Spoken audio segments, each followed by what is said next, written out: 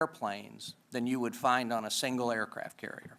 So it is a big operation in a big country.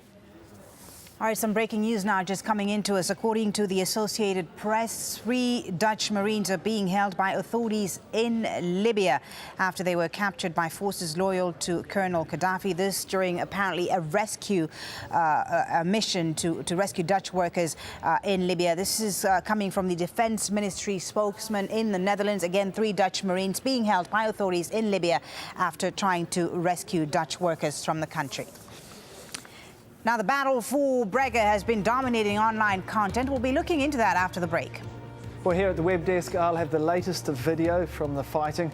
We'll hear from a young Libyan boy and an interview with what's claimed to be a captured soldier. All in just a moment. Plus, in just 6 months now, New Zealand will be playing host to the Rugby World Cup. Coming up, we'll take a look at how and if the earthquake hits City Christchurch will be ready for this major sporting event.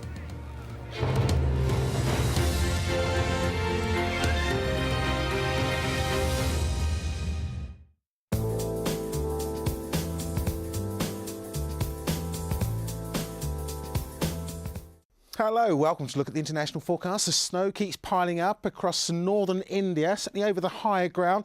By the end of this week, we could be looking at 120 centimetres of snow into the far north of India through Afghanistan. You can see there's still a fair amount of cloud around here, quite a big area of snow. Rain, of course, as we make our way down into lower levels. Temperatures in New Delhi at around 23 Celsius. Come south, and here, well, the concern is the rain. We may well see some showers affecting the cricket in Sri Lanka. Stays a little disturbed here over the next day or two. That wetter weather just started to nudge its way a little further westwards. To the north, you can see how the snow line starts to thin and break a little bit, but it does stay very wintry. More of that to come. I think we can safely say the novelty has worn off here. Meanwhile, across the Arabian Peninsula, it's fine. It's dry. Temperatures pegged back a touch, a northwesterly wind coming in. Quite a breeze there, setting in there for Doha. Temperatures at around 24 Celsius. Similar values to come to into Abu Dhabi. We come down into southern Africa, and for South Africa, it's largely set fair. A little bit of cloud just around the eastern side of the country, so you might just see 1 or 2 showers here. We'll see temperatures in Johannesburg at around 28 Celsius, but the main line of showers remains across Madagascar, Mozambique, Zambia. It continues to drive its way into Angola.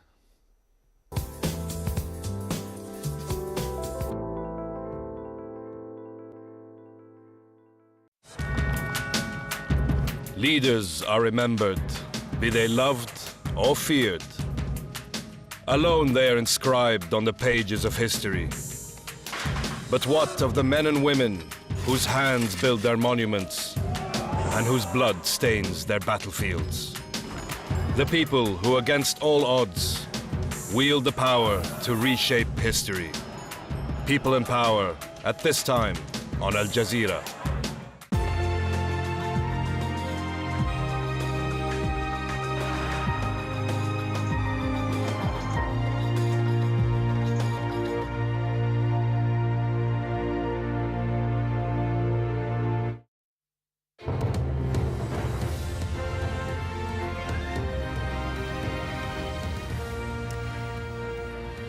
You're watching Al Jazeera, a reminder of the very latest events from the uprising in Libya. The Netherlands, the Defense Ministry there is saying that 3 Dutch Marines are being held by authorities in Libya after they were captured by forces loyal to Muammar Gaddafi. This during apparently a rescue attempt of Dutch workers in Libya.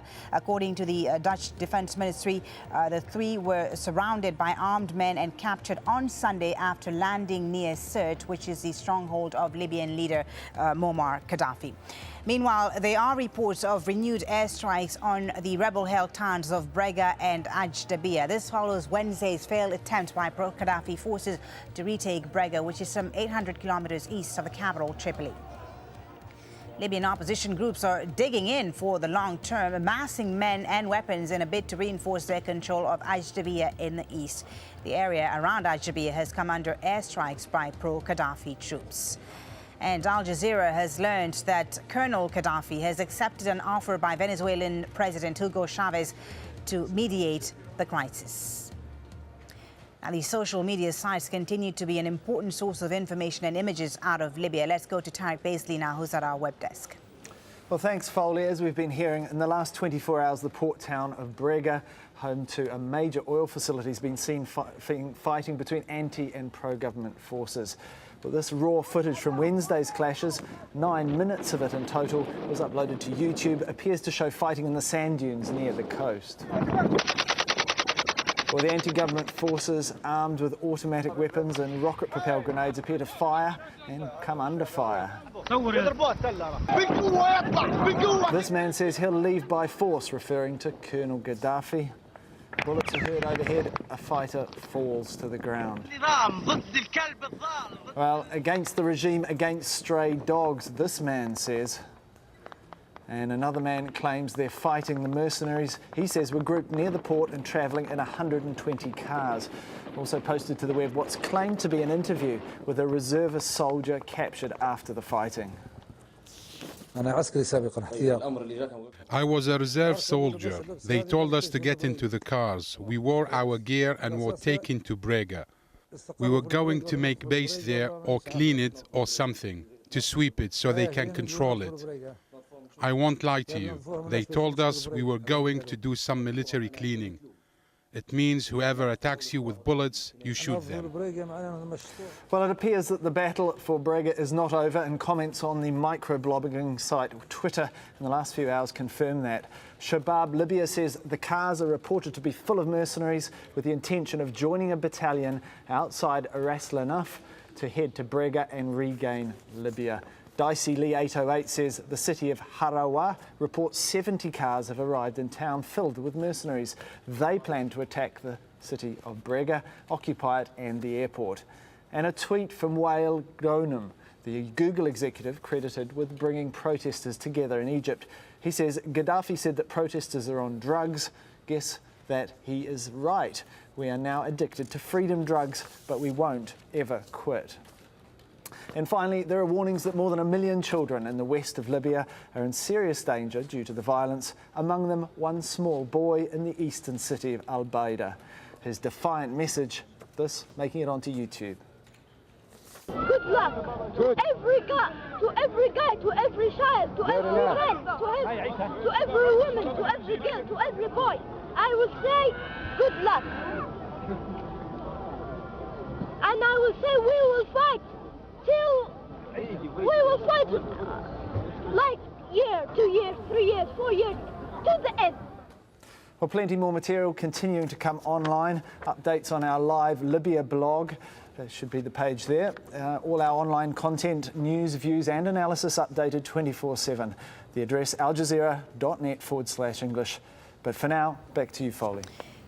Thank you very much, Tariq. Now let's bring you the latest from Yemen now, where the President, Ali Abdullah Saleh, is also under pressure to stand down. Let's speak to AlJazeera's Hashim Ahobara, who joins us live from the capital, Sana'a. Hashim, what's the latest on the situation there in Yemen?